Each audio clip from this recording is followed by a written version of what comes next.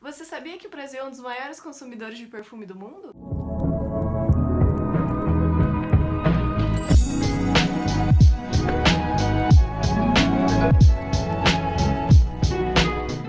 Oi pessoal, tudo bom? Eu sou a Nick e no vídeo de hoje a gente vai conversar um pouquinho sobre o texto Design e Cultura, representações sociais nos frascos de perfume no início do século XXI. Essa é a dissertação da nossa professora Maureen França, essa daqui. Ela é professora na UTF-PR e ela também cria um conteúdo muito legal no @teoria do design. E esse texto abordado aqui nesse vídeo é uma análise semiótica com um recorte temporal dos anos 2000 e 2010 com o objetivo de compreender as representações sociais construídas pelos frascos de perfume e também compreender as relações com a criação de espaços de identificação com os potenciais consumidores. Bom, antes de mais nada, os frascos de perfume, eles são invólucros, eles são envoltórios que comportam o perfume dentro deles, sendo um componente essencial para os perfumes, já que sem eles, esse líquido ele se dissiparia no ar. A gente consegue entender também que o frasco, essa embalagem, ela se comunica, ela se relaciona com o que está dentro dela. Dá vida a essa essência, esse cheiro, né? Ele materializa e ele exterioriza o significado do perfume em si, sendo a primeira impressão que o consumidor vai ter desse cheiro. A gente consegue perceber também que o sucesso dos perfumes, em grande parte, vem das embalagens, justamente por causa dessa primeira impressão que o consumidor vai ter, né? Por ser esse cartão de visita. Com essas informações, foi feito um recorte temporal entre os anos 2000 e 2010, devido à maior acessibilidade e à maior diversificação dos frascos de perfume que serão analisados mais à frente. Lendo esse texto, a gente consegue perceber que a construção desses invólucros, desses frascos de perfume, está inserida dentro de um contexto sociocultural, dando visibilidade e materialidade às nossas tradições e aos estereótipos. E a gente consegue perceber também as transformações que esses significados e essas aparências sofrem ao longo do tempo. Esse texto a gente focou em dois tópicos, que são diferenciação de gênero no design de frascos de perfume e cortes geracionais e classicistas no design de frascos de perfume. Quem vai falar um pouquinho do primeiro tópico é a Gabi e do segundo tópico é a Louise e o Ricardo. Obrigada pela introdução, Nick. Agora eu vou falar um pouco sobre o subcapítulo denominado Diferenciações de gênero em frascos de perfume. Para isso, eu dividi esse subcapítulo em 4 partes, onde ele fala sobre o gênero, o feminino, o masculino e as andrógenas. Segundo o texto, o gênero costuma balizar os processos de criação, circulação, compra, venda e uso dos perfumes, apesar de que a divisão entre famílias olfativas para o público feminino e masculino não é universal, pois se ajusta às preferências culturais particulares de cada contexto. Pensando o assunto gênero em relação a perfumes, é interessante considerar que muitos sites e revistas preferem o uso de imagens de mulheres. E não só imagens, muitos textos são trazidos da forma de substantivos femininos, o que denota a ideia de que as mulheres são mais usuárias dos perfumes do que dos homens. As questões de gênero não fazem parte apenas das propagandas, como eu já tinha dito anteriormente. Faz parte também de um sistema muito maior, que abrange nomes, ingredientes e possíveis usuários que farão o uso das fragrâncias. O Guia de Perfumes, de 2009 e 2010, coloca os nomes dos perfumes como feminino, superfeminino, masculino, para homens, para mulheres e assim por diante, já separando o gênero de quem usará o perfume, entre homens e mulheres, né? O design de embalagens dos frascos de perfume dá grande visibilidade às identidades de gênero. Por exemplo, para o feminino, sempre é agregado o valor de doçura, beleza, fertilidade, e isso é denotado nos frascos de perfume com cores pastéis, com flores, frutos, laços, corações. E esses elementos figurativos ganham materialidade através das estampas, dos formatos das embalagens e das tampas. Além disso, algumas embalagens reproduzem o padrão de corpo ideal da mulher, seios avantajados, cintura fina, quadril largo, e a gente consegue visualizar isso nessas imagens aqui. Além disso, para os frascos de perfumes destinados ao público feminino, ocorre bastante aparição de acessórios, como pingentes. Os perfumes destinados para o público masculino também são usados essa estratégia de identificação.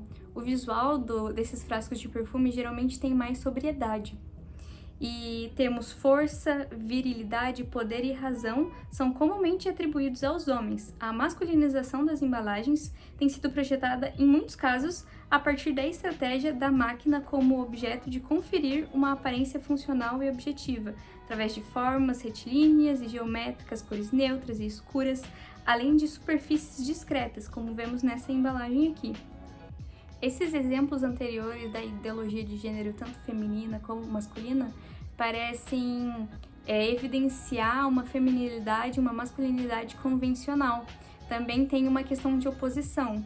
O homem é sempre trazido como forte, a mulher como fragilidade. A mulher é muito mais do sentimento e o homem é muito mais da razão, dentre outras coisas. Existem também algumas embalagens ditas andrógenas, que rompem com a representação convencional de feminino e masculino. Um exemplo disso é a embalagem da Dolce & Gabbana do perfume The One. O frasco contém formas geométricas, retilíneas e robustas, o que é culturalmente entendido como razão, força, poder e simplicidade, noções ditas como masculinas. Porém, para quem usa do público feminino, é uma feminilidade que transpassa a ideia de mulher decidida, segura de si, independente e poderosa. Dito isso, eu passo a palavra agora para a Louise, que vai falar um pouco sobre o segundo subcapítulo. Olha, as meninas já falaram um pouquinho antes, mas agora eu queria retomar a forma com que o meio sociocultural e econômico se relaciona com as embalagens de perfume e o mercado em si. A gente sabe que o meio que a gente está inserido costuma influenciar na forma como a gente fala, como a gente age, como a gente se veste, às vezes até as músicas que a gente escuta, e isso não é diferente quando a gente fala de perfumes e das embalagens deles. Se a gente for analisar os cortes direcionais das embalagens de perfume, usando a marca do Boticário como exemplo, que é o que é usado durante a dissertação, a gente vai perceber que existem algumas divisões entre os perfumes, como infantis, para crianças, os jovens, os adultos. E ainda dentro delas, a gente vai perceber subdivisões, como as de gênero, que são muito discutidas durante todo o texto. Acho legal a gente comentar que a maioria dos perfumes ainda se destinam ao público adulto, mas que a gente tem tido um crescimento muito grande, por exemplo, na área dos perfumes infantis, porque dentro dos cosméticos infantis, ele é o líder de faturamento, então é o que mais vende. Foi realizada uma pesquisa com mães de crianças de até 3 anos de idade, onde perguntaram o que elas consideravam que era mais importante ali para os bebês terem no início da vida deles. E além dos produtos de higiene, elas também comentaram um pouco sobre a embalagem deles. Elas citaram características como divertidas, fáceis de manusear e seguras. E nessa vibe, o Boticário tem a linha Baby Bot, que é inspirada no animal com botinho, que é considerado um animal extremamente amoroso. E a embalagem ainda vem em tons pastéis, que são muito características de embalagens de perfumes para crianças, de perfumes infantis. A gente também percebe que, além das características citadas pelas mães, a linha do Baby Bot, ela passa um pouco o ar de bondade, inocência, que são características muito atreladas a crianças, a nenês. Se a gente for analisar os frascos para pré-adolescentes de 6 a 12 anos, a gente vai perceber para as meninas que existe a colônia Sophie, que ela tem um tom mais vibrante, mais vivo quando comparado aos infantis, e ainda representa um pouco dessa alegria, dessa jovialidade e dessa transição, ou seja, não é nem criança e nem adolescente. Se a gente avançar um pouquinho mais, agora falando de meninas e adolescentes, a gente tem o Capricho Day and Night, que são 2 perfumes diferentes que podem ser usados combinados ou separados, e um deles tem características da noite e um tem características do dia, que marca esse início da adolescência das meninas. E comparando também rapidamente os perfumes para os meninos, tanto adolescentes quanto pré-adolescentes, a gente tem o Wax Boy e o Wax Extreme. A gente percebe que o Wax Boy, para meninos mais novos, é muito mais colorido quando comparado ao Extreme, que são para meninos mais velhos, e se assemelha um pouco aos perfumes adultos masculinos, com cores mais sóbrias, sem tantas imagens e tal. Isso acaba reforçando as convenções que a gente tem na sociedade, tanto de comportamentos como de estereótipo de gênero. Historicamente, não é tão fácil de identificar as distinções de classe no design dos frascos de perfume, porque por muito tempo as fragrâncias eram destinadas exclusivamente às classes mais abastadas. A criação de fragrâncias para outros públicos-alvo é algo relativamente novo, e as relações criadas a partir disso também foram estudadas no texto. Em 2010, o ano que as pesquisas do artigo foram feitas, as classes B e C representavam juntas 75% das vendas da marca Avon, segundo os dados da Abived. Já os perfumes do Boticário se destinavam especificamente à classe B, e as fragrâncias premium, que em sua maioria eram importadas, eram mais consumidos pelas classes A e B, custando acima de $75 cada, segundo o Guia de Perfumes. Foram estudados 10 frascos de cada uma dessas 3 categorias, 5 femininos e 5 masculinos, e após uma breve análise da aparência dos frascos, a gente pôde perceber algumas distinções de classe. Os envoltórios da Avon têm uma aparência bem mais simples em comparação com os outros, com um frasco de vidro transparente, sem muitas texturas ou ornamentações diferentes. O design de superfícies é liso, tendo no máximo alguma estampa impressa, e as tampas são de plástico, e poucas variam em formato.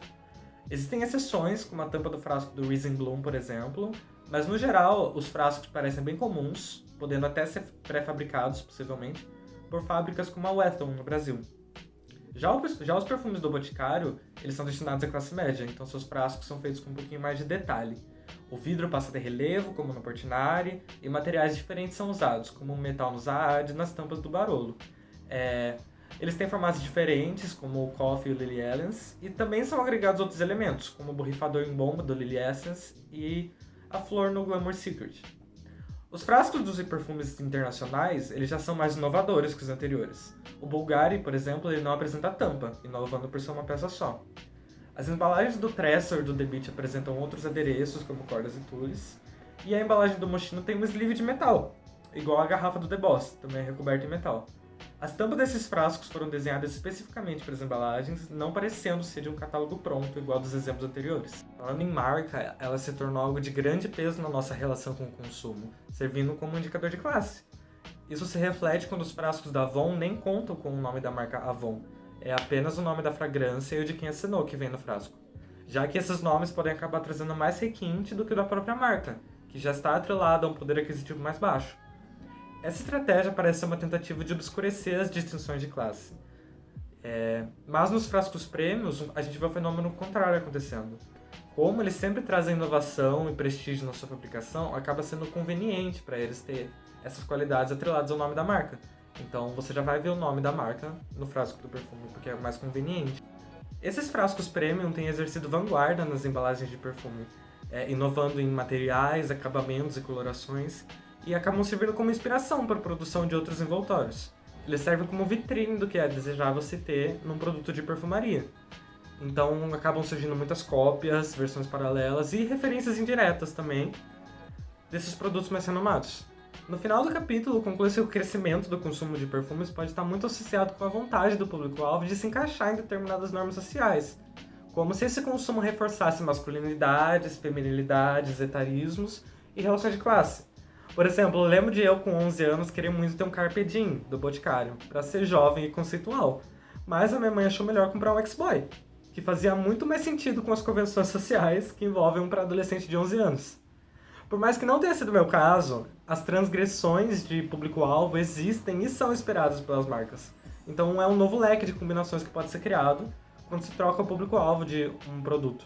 As esferas sociais foram estudadas separadamente nesses capítulos, mas elas se entrelaçam juntas no design de envoltórios. E depois de ligadas, elas interferem diretamente no meio social que criou elas, gerando assim um ciclo, reforçando alguns aspectos dos estereótipos e reconstruindo outros. Essas categorizações também afetam diretamente o consumo. Então elas servem também, por exemplo, na forma que as prateleiras são organizadas nas lojas, agrupando outros grupos sociais e separando outros. Tudo isso interfere na nossa subjetividade, nos lugares que a gente se encaixa, nos que a gente almeja se encaixar, no que consumimos. E esse é um exemplo direto de como o design interfere diretamente na nossa cultura. Obrigado.